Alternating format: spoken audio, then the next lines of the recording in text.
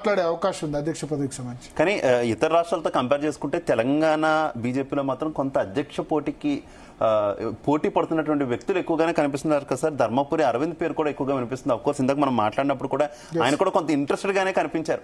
ఎంతవరకు ఛాన్స్ ఉంది అనుకోవచ్చు సార్? అంటే మహిళా కోట మెయిన్ పోటీ ఈటెల రాజేందర్, ధర్మపురి అరవింద్ ఇద్దరి మధ్య చాలా గట్టి పోటీ ఉంది. వీళ్ళిద్దరి మధ్య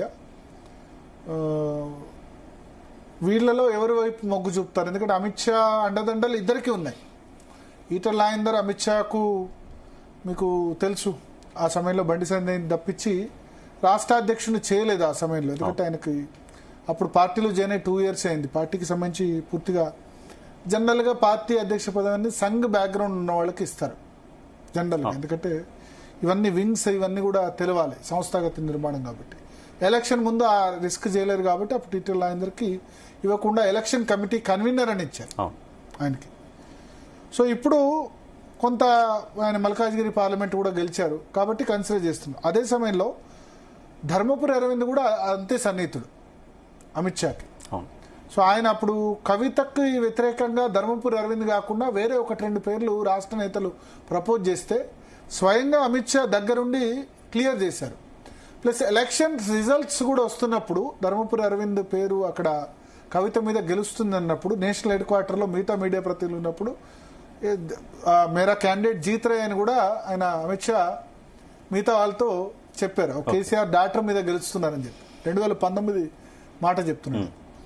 సో ఆయన సన్నిహితుడు, ఆయన సన్నిహితం వల్ల పసుబోర్డు కూడా వచ్చింది. గతంలో 2-3 సార్లు నిజామాబాద్ వచ్చారు.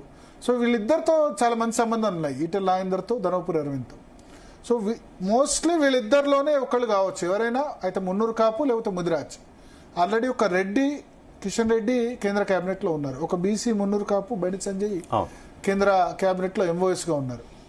ప్లస్ బీజేఎల్పీ నేతగా ఒక రెడ్డి ఉన్నారు. కాబట్టి మోస్ట్లీ నేను బీసీఏ అవుతాడు అనుకుంటున్నాను. అది ఈటెల రాజేందర్ ధర్మపురి అరవింద్ మధ్య మోస్ట్లీ వీళ్ళిద్దరి మధ్య ఎక్కువ పోటీ ఉందని అనుకుంటున్నాను. వీళ్ళు కాకుండా బియాండ్ వెళ్తే గనక లక్ష్మణ్ కూడా కన్సిడర్ చేయొచ్చు. గతంలో మాజీ అధ్యక్షుడు, ఉత్తరప్రదేశ్ నుంచి రాజ్యసభ సభ్యుడిగా ఉన్నారు. అయితే ఆయన ఇంట్రెస్ట్, ఆయన ఏంటంటే ఇప్పుడు జాతీయ అధ్యక్ష బాధ్యతలు ఆయనే చూస్తున్నారు. జాతీయ అధ్యక్ష ఎన్నికకు సంబంధించి మొత్తం బాధ్యత returning officer Lakshman, K Lakshman. So ఆయన 2000 మొన్న బండి సంజయ్ అధ్యక్షుడు అయినంత వరకు కూడా ఆయనే అధ్యక్షుడిగా ఉండే 2021 వరకు కూడా. ఉత్తరప్రదేశ్ నుంచి రాజ్యసభ సభ్యుడిగా ఉన్నారు. ఆయన మొగ్గు కేంద్ర కేబినెట్ మీద కనిపిస్తుంది. కేంద్ర కేబినెట్ లో తనను తీసుకోవాలి, ఎందుకంటే క్వాలిఫైడ్ ఎంఎస్సీ ఫిజిక్స్ చదివారు ఆయన, క్వాలిఫైడ్ పర్సన్ ఎడ్యుకేషనల్లీ. సో కేంద్ర కేబినెట్ వైపు మొగ్గు చూపిస్తుంది. పార్టీ అధ్యక్ష బాధ్యతలు ఇప్పించినా తీసుకుంటారు. ప్లస్ ఓబీసీ మోర్చా జాతీయ అధ్యక్షుడిగా ఉన్నారు ఆల్రెడీ. సో పార్టీ ఆర్గనైజేషన్ మీద కూడా పట్టుంది. వీళ్ళిద్దరు కాదంటే లక్ష్మణ్ వైపు కూడా వెళ్ళొచ్చు. ఆ తర్వాత మోస్ట్లీ ఎంపీలకే దక్కొచ్చు, ఎమ్మెల్యేల దాకా వెళ్లే అవకాశం లేదు. ఎమ్మెల్యేలో పాయల్ శంకర్ అడుగుతున్నారు. అప్పట్లో బిఎల్ సంతోష్ ఆయన పేర్లు ప్రపోజ్ చేశారని చెప్పారు. కామారెడ్డి ఎమ్మెల్యే వెంకటరమణారెడ్డి కూడా అడుగుతున్నారు. వాళ్ళిద్దరి మధ్య కూడా ఎమ్మెల్యేలో గట్టి పోటీ ఉంది. వాళ్ళు కూడా సీరియస్గానే అడుగుతున్నారు రాష్ట్ర అధ్యక్ష పదవికి సంబంధించి. ఇక వాళ్ళు కాకుంటే గనక ఎంపీలో డికే అరుణ ఉన్నారు, జాతీయ ఉపాధ్యక్షురాలుగా ఉన్నారు. నిజానికి చాలా సీరియస్గా పేరు కన్సిడర్ చేయొచ్చు, ఎందుకంటే ఉమెన్ ప్లస్ రెడ్డి ప్లస్ దక్షిణ తెలంగాణ. ఇప్పుడు ఉత్తర తెలంగాణ నుంచి బండి సంజయ్ కేంద్ర మంత్రిగా ఉన్నారు. హైదరాబాద్ నుంచి కిషన్ రెడ్డి ఉన్నారు. సో దక్షిణ తెలంగాణకి ఏది మరి ప్రాతినిధ్యం? దక్షిణ తెలంగాణ ఈక్వేషన్ చూసినా, ఉమెన్ ప్రెసిడెంట్ చూసినా, అంటే మహిళలు రాష్ట్ర అధ్యక్షులుగా ఉన్నది 2 ఆంధ్రప్రదేశ్, పురంధేశ్వర్ ఉన్నారు. అంతకుముందు తమిళసై సౌందరరాజన్ తమిళనాడు ఉండే. చాలా తక్కువ మంది మహిళలు రాష్ట్ర అధ్యక్షులుగా బీజేపీకి ఉన్నారు. సో ఇప్పుడు అక్కడ ఏపీలో కనుక పురంధేశ్వర్కి ఇస్తారా లేదా మారుస్తారా? మారుస్తే కనుక కనీసం దేశంలో 29 రాష్ట్రాలు ఉన్నప్పుడు మహిళా రిజర్వేషన్ బిల్ రాబోతున్నప్పుడు కొన్ని రాష్ట్రాల్లో అయినా జాతీయ అధ్యక్షురాలుగా మహిళలు నియమించాలి కదా. అయితే ఆ విధంగా సూట్ చేసుకుంటే అవుతారు. కానీ ఆమెకు మైనస్ ఏమవుతుందంటే రెడ్డి, బీజేపీ లీడర్ గా రెడ్డి ఉన్నారు, కేంద్ర మంత్రి కిషన్ రెడ్డి రెడ్డి.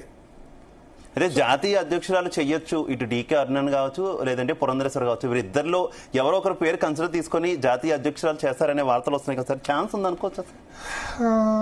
హైలీ అన్లైక్లీ అనిపిస్తుంది నాకు వాళ్ళిద్దరిట్లో జాతీయ. ఎందుకంటే ఇద్దరు కూడా పార్టీకి కొత్త, అవును, వేరే పార్టీ నుంచి వచ్చిన వాళ్ళు.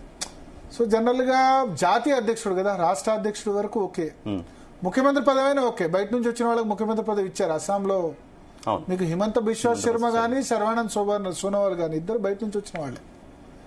పార్టీ ఏంటంటే ఇది సంఘ్ తో కోఆర్డినేషన్ చేసుకోవాల్సి ఉంటుంది. జనరల్ గా సంఘ్ అవుట్ సైడర్స్ కి ఇంతవరకు ఇవ్వలేదు. భారతీయ జనతా పార్టీ చర్చలో బయట నుంచి వచ్చిన వాళ్ళకి ఇంతవరకు ఇవ్వలేదు. కాబట్టి ఇక ముందు కూడా ఇస్తుందని నేను అనుకోను. మహిళలు అయినంత మాత్రం అయితే పురంధేశ్వరి అయినా లేకపోతే డీకేఆర్ అయినా ఇద్దరు కూడా కాంగ్రెస్ పార్టీ నుంచి వచ్చారు కాబట్టి అధ్యక్ష పదవి ఇవ్వకపోవచ్చు, రాష్ట్ర అధ్యక్ష పదవి ఇవ్వచ్చు, కానీ జాతీయ అధ్యక్ష పదవి దాకా వెళ్ళకపోవచ్చు. సో డీకేఆర్ నాకు ప్లస్ పాయింట్ దక్షిణ తెలంగాణ కావడం. ఎందుకంటే ఒకళ్ళు హైదరాబాద్ నుంచి కేంద్ర మంత్రి ఉన్నారు, జంట నగరాల నుంచి, ఇంకో కేంద్ర మంత్రి అక్కడ ఉన్నారు, బీజేఎల్పీ లీడర్ నార్త్ తెలంగాణ ఉన్నారు, సౌత్ తెలంగాణలో వీక్ ఉంది కదా, నల్గొండ, వరంగల్, ఖమ్మం, మహబూబ్ నగర్. అంటే మహబూబ్ నగర్ అంటే మొన్న ఎంపీ సీట్ గెలిచింది, బట్ ఎమ్మెల్యే సీట్లు ఏం లేవు. దాన్ని చేసుకోవాలంటే డీకేఆర్ నాకు ఛాన్స్ ఉంటుంది. ఇక మెదక్ ఎంపీ రఘునందన్ రావు గారు కూడా గట్టిగా ఆయన మీడియాలో వాయిస్ వినిపిస్తారు. గతంలో కూడా క్వశ్చన్ చేశారు సార్, నాకు ఎందుకు ఇవ్వకూడదు. ఎస్, డిబేట్ లో మీడియాలో ప్రముఖంగా ఆయన వాయిస్ వినిపిస్తారు. భారతీయ జనతా పార్టీ వాయిస్ ను ప్రముఖంగా వినిపిస్తున్నారు. తెలంగాణ ఉద్యమం నడుస్తున్నప్పుడు బీజేపీలో జాయిన్ అయ్యారు 2012-13లో. ఒక విధంగా దుబ్బాక ఎన్నిక గేమ్ చేంజర్ భారతీయ జనతా పార్టీకి. రాష్ట్రంలో ఎవరు ఒప్పుకున్నా ఒప్పుకోకపోయినా 2020 వరకు భారతీయ జనతా పార్టీని ఎవరు కూడా సీరియస్ గా తీసుకోలేదు. But Dubbaka is a game changer. Raghunandan Rao అక్కడ గెలవడం భారతీయ జనతా పార్టీ వాళ్ళ 8 సీట్ల వరకు వచ్చిందంటే కూడా 2019లో కూడా 4 పార్లమెంట్ సీట్లు గెలిచారు. గెలిచిన తర్వాత కూడా బీజేపీని ఎవరు పెద్దగా సీరియస్ గా తీసుకోలేదు. కానీ దుబ్బాక ఎన్నిక గేమ్ చేంజర్ అయ్యి ఆ తర్వాత జిహెచ్ఎంసీ ఎన్నికల్లో కూడా భారతీయ జనతా పార్టీకి మంచిగా రిజల్ట్ వచ్చి 48 అసెంబ్లీ సీట్లు వచ్చాయి. తర్వాత మునుగోడు ఎలక్షన్స్ మళ్ళీ హుజరాబాద్ గెలిచింది ఈటెల రాజేందర్, దాని తర్వాత జిహెచ్ఎంసీ తర్వాత. ఆ తర్వాత మునుగోడు ఎలక్షన్లో కూడా చాలా దగ్గరగా వచ్చారు. మళ్ళీ కరెక్ట్గా ఎన్నికలకు కర్ణాటక ఎలక్షన్స్ ఓడిపోగానే 6 నెలల ముందు బండి సంజయ్ని తీసేసి ట్రబుల్లో పడింది. కానీ Dubbaka election is a game changer. ఆ పరంగా చూస్తే రఘునందన్ కూడా ఉండొచ్చు. కానీ క్యాస్ట్ మైనస్ అవుతుంది. వెలమ కమ్యూనిటీ తక్కువ. KCR Velama communities identified to BRS. Plus రెండోది ఏంటంటే సామాజిక వర్గ జనాభా కూడా తక్కువ కదా. రెడ్డిస్ కొంచెం 7-8% ఉంటారు. అది మైనస్ అవుతుంది. ఎప్పుడు రఘునందన్ రావు కూడా అంటారు, నేను వెల్మ కులంలో పుట్టడమే చేసిన తప్ప, నా టాలెంట్ని బట్టి ఇవ్వాలి కదా. నేనైతే మీడియాలో ప్రముఖంగా వాయిస్ వినిపించాను, దుబ్బాక గేమ్ చేంజర్, నాకు అవకాశం ఇవ్వాలి కదా. ఆయనకు బిఎల్ సంతోష్ సానుకూలంగా ఉంటారు, మంత్రి శ్రీనివాస్ కూడా సానుకూలంగా ఉంటారు. సో ఆయన కూడా ప్రయత్నం చేస్తున్నారు. సో మేజర్గా ఎంపీల నుంచి మనకు 8 మంది ఎంపీలు ఉన్నా ఆల్రెడీ బండి సంజయ్, కిషన్ రెడ్డి ఇద్దరు కేబినెట్ లో ఉన్నారు. ఒక దశలో చర్చ కూడా జరిగింది. ఈ మొత్తం వ్యవహారంలో రేస్ నుంచి పూర్తిగా బండి సంజయ్ తప్పుకున్నారు కదా సార్.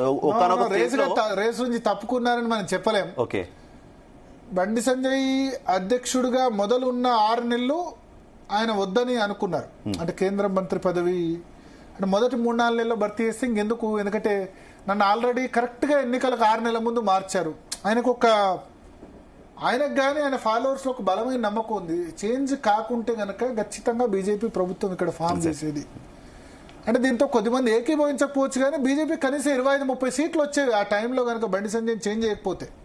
25-30 సీట్లు వస్తే ఇవాళ ఉన్న సిచ్యువేషన్ లో బీజేపీ మనం కర్ణాటకలో, మధ్యప్రదేశ్ లో ఎట్లా గవర్నమెంట్ ఫామ్ చేసిందో చూసాం కదా. మనిషికి 30 ఎమ్మెల్యేలు ఉంటే ఎవరితో అయినా గవర్నమెంట్ ఫామ్ చేసేది బీజేపీ. కేంద్రంలో వాళ్ళు ఉన్నారు కాబట్టి.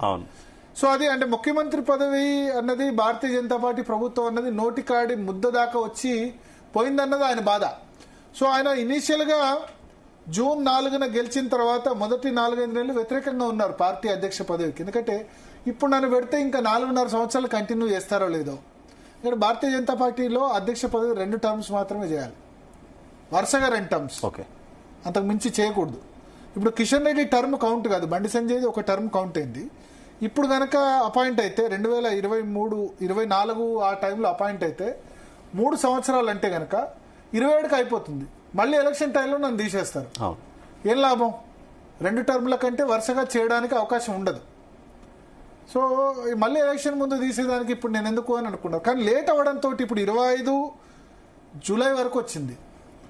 ఇప్పుడు కనుక చేస్తే 3 సంవత్సరాలు అంటే 28 జూలై దాకా పోతుంది. నవంబర్లో ఎలక్షన్స్ ఉన్నాయి కాబట్టి ఇప్పుడు ఆ నడ్డా అధ్యక్షుడిగా కంటిన్యూ అవుతున్నట్టే ఆయన కూడా కంటిన్యూ చేయొచ్చు. సో ఇప్పుడు బండి సంజయ్ గనక హైకమాండ్ ఇస్తే గనక అధ్యక్ష పదవి తీసుకునేందుకు రెడీగా ఉన్నారు.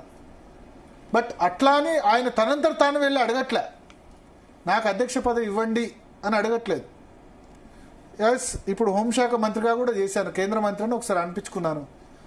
ఇంకా 3.5 సంవత్సరాలు ఉంది, పార్టీ అవకాశం ఇస్తే చేస్తానని ఉంది. కానీ బహిరంగంగా ఆయన చెప్పరు అవును సార్, నేను అధ్యక్ష పదవి రేస్లో లేనని చెప్తూ ఉంటారు. సో పూర్తిగా ఆయన అవుట్ ఆఫ్ ది రేస్ అని మాత్రం మనం ఖచ్చితంగా చెప్పలేము. కానీ ఒక విషయం మాత్రం చెప్పలేము, బండి సంజయ్ పాదయాత్ర వల్ల, బండి సంజయ్ అధ్యక్షుడిగా 3 సంవత్సరాలు ఉండడం వల్ల భారతీయ జనతా పార్టీ వార్తల్లో నిలిచింది.